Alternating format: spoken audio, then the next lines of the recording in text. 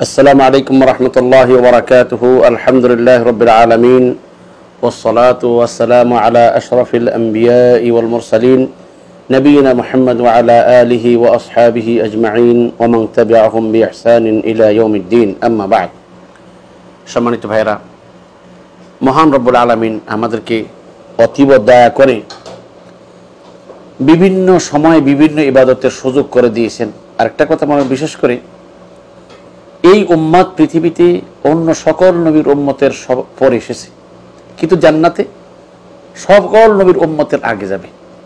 আল্লাহ সুবহানাহু ওয়া তাআলা এই নবীর উম্মতের হায়াত যদিও কম হয়ে থাকে, যদিও এই নবীর উম্মতের হায়াতের মধ্যে ব্যস্ততা অন্য সকল নবীর উম্মতের সাথে বহুগুণে বেশি হয়ে থাকে, কিন্তু মহান রব্বুল আলামিন বড় দয়া করে এই উম্মতের জন্য ইবাদতের সুবর্ণ সুযোগ করে দিয়েছেন।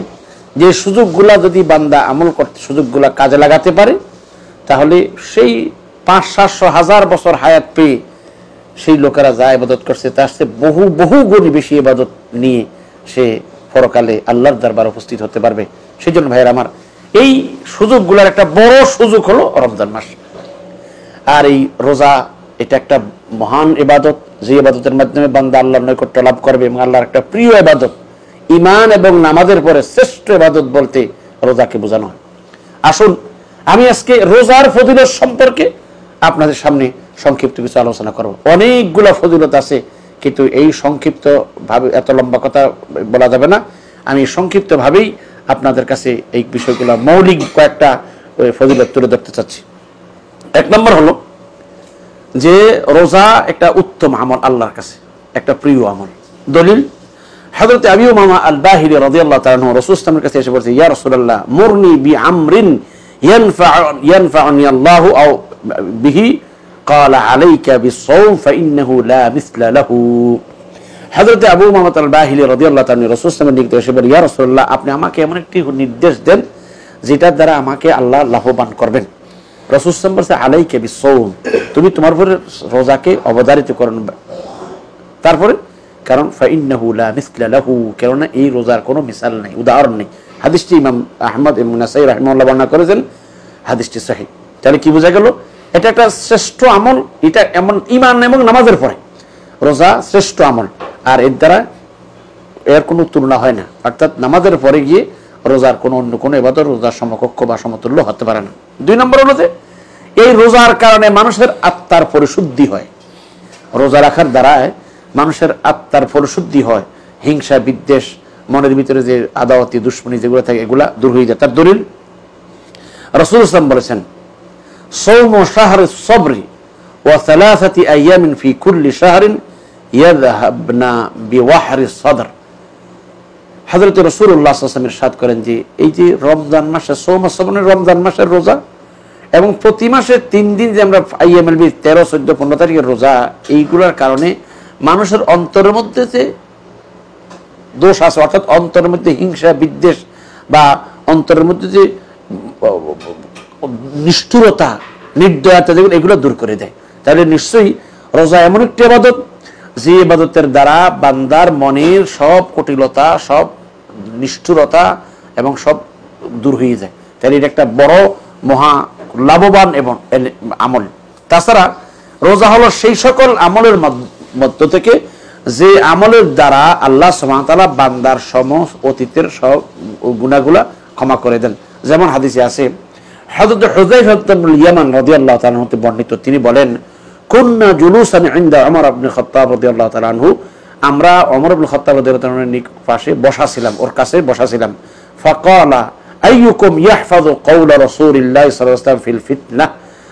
হযরত ওমর বললেন যে তোমাদের মধ্যে কে আছে এমন যে ফিতনার ব্যাপারে রাসূল সাল্লাল্লাহু আলাইহি ওয়াসাল্লামের কোন হাদিস আমাদেরকে শোনাবে।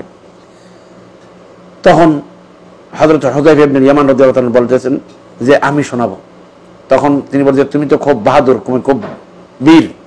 তারপর তিনি বলছেন, কুলতু ফিতনাতুর রাজুলি ফি আহলিহি ওয়া মালিহি ওয়া ওয়ালাদিহি ওয়া জারিহি তুকাফফিরুহা আস-সালাতু ওয়াস-সাওমু ওয়াস-সাদাকাতু ওয়াল আমরু বিল মা'রুফ ওয়ান নাহয়ু আনিল মুনকার। রাওয়াহুল বুখারী ওয়া মুসলিম।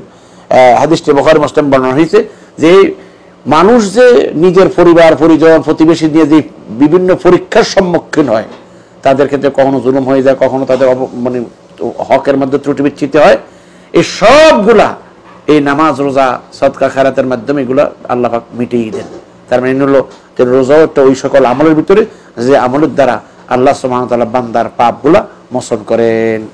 প্রিয় ভাইরা, আরেকটা বড় দিক দেখেন যে রোজাতে মানুষের গুনাহের কাফফারা স্বরূপ বা মানুষের ভুল ত্রুটির কাফফারা স্বরূপ তার একটা বিশাল বড় উদাহরণ দেখেন যে হজ পালন করতে গিয়ে কোনো হাজী সাহেব যদি এহরামরত অবস্থায় এহরামে যে সমস্ত কাজ নিষিদ্ধ এমন কোনো কাজে লিপ্ত হয়ে যায়, যেমন মনে করো সেলাই করা কাপড় পরা নিষিদ্ধ, তেল লাগানো নিষিদ্ধ, চুল কাটা নিষিদ্ধ, হাত পায়ের নখ কাটা নিষিদ্ধ, এহরাম পরা অবস্থায় কোনো ব্যক্তি যদি ভুলবশত এমন কাজ করে ফেলে বা না জানি কাজটা করে ফেলে, তাহলে তার জন্য ফিদিয়া দেওয়া লাগবে।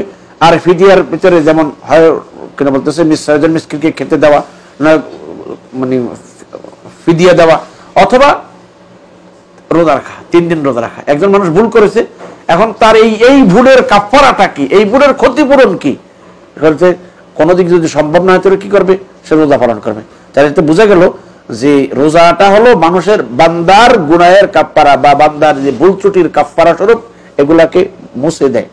আরেকটা দেখেন, হজ্জে তামাত্তু পালন এবং হজ্জে কেরান যারা করবে, এটা আপনারা মাসালা হয়তো জানেন যে হজ্জে কেরান এবং তামাত্তু যারা পালন করবে তাদের জন্য কোরবানি দেওয়া জরুরি, মানে হাদি যেটাকে বলা হয়, অর্থাৎ কোরবানি। আমরা সাধারণ আমাদের ভাষায় যেটাকে কোরবানি বলি, এটাকে আসলে বলে হাদি বলা হয়, যাদের জন্য জরুরি। হজ্জে তামাত্তুর জন্য এটা তো অবশ্যই জরুরি, তাদেরকে 10 তারিখের দিনে পাথরে মারার পরে হাদি মানে কোরবানি করা।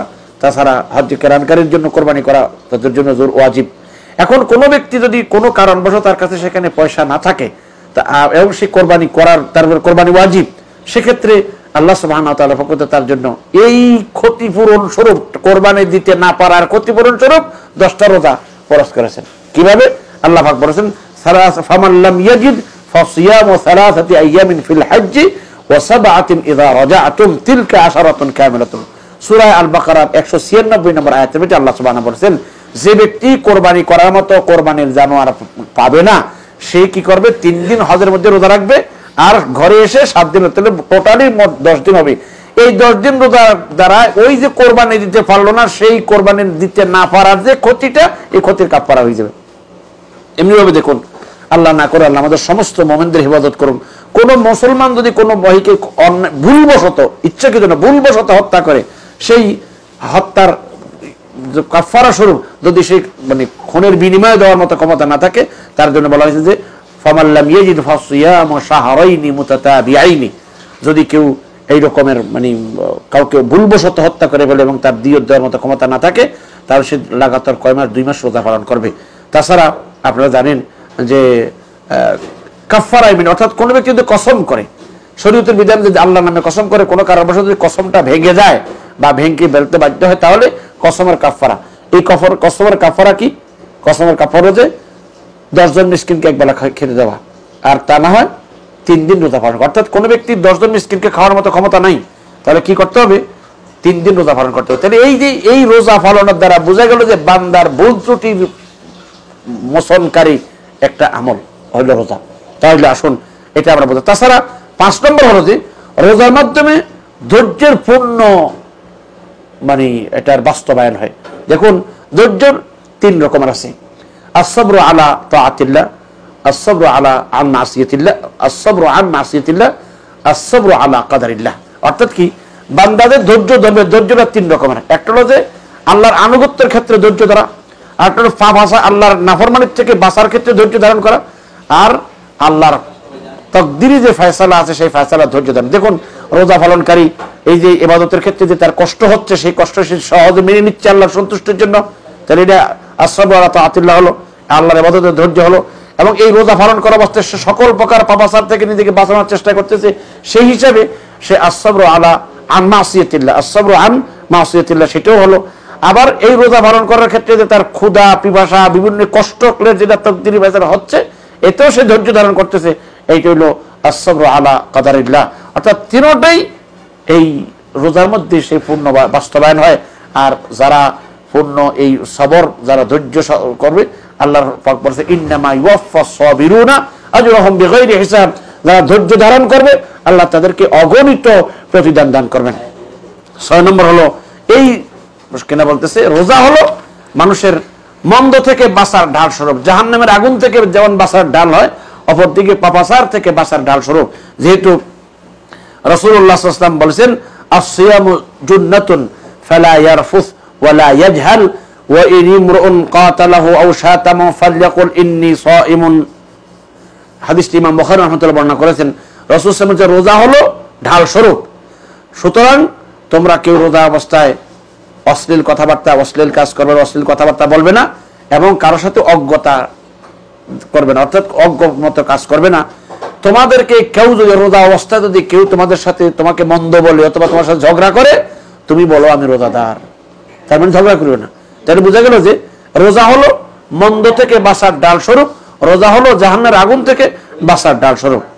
এবং অপর এক হাদিসে এসেছে রাসূল সাল্লাল্লাহু আলাইহি ওয়াসাল্লাম আসিয়ামু জুন্নাতুম মিনান নার কাজুন্নাতি আহাদিকুম মিনাল কিতাব। হযরত রাসূলুল্লাহ সাল্লাল্লাহু আলাইহি ওয়াসাল্লাম ইরশাদ করেছেন যে রোজা হলো জাহান্নামের আগুন থেকে বাঁচার ঢাল স্বরূপ। যেমন তোমাদের যুদ্ধের ময়দানে যুদ্ধের তীর এবং তলোয়ার থেকে বাঁচার জন্য তোমরা ঢাল ব্যবহার করো, ঠিক তেমনি রোজা তোমাদের জাহান্নামের আগুন থেকে সেই ঢাল স্বরূপ। তাছাড়া রোজা মানুষের যৌন শক্তিকে কন্ট্রোল করে, নিয়ন্ত্রণ করে।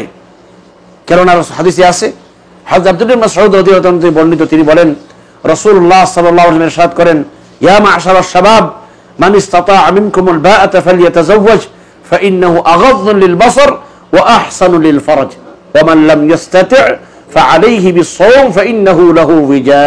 রাওয়াহুল বুখারী।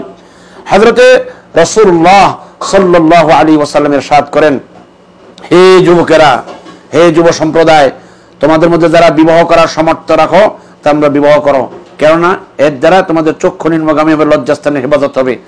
আর যারা বিবাহ করার সামর্থ্য রাখে না পালন করে, কেননা এর দ্বারা পাপাচার থেকে বাঁচা। রোজা হলো পাপাচার থেকে বাঁচার ঢাল স্বরূপ, অর্থাৎ রোজা রাখার দ্বারা যৌন শক্তির নিয়ন্ত্রণে আসে।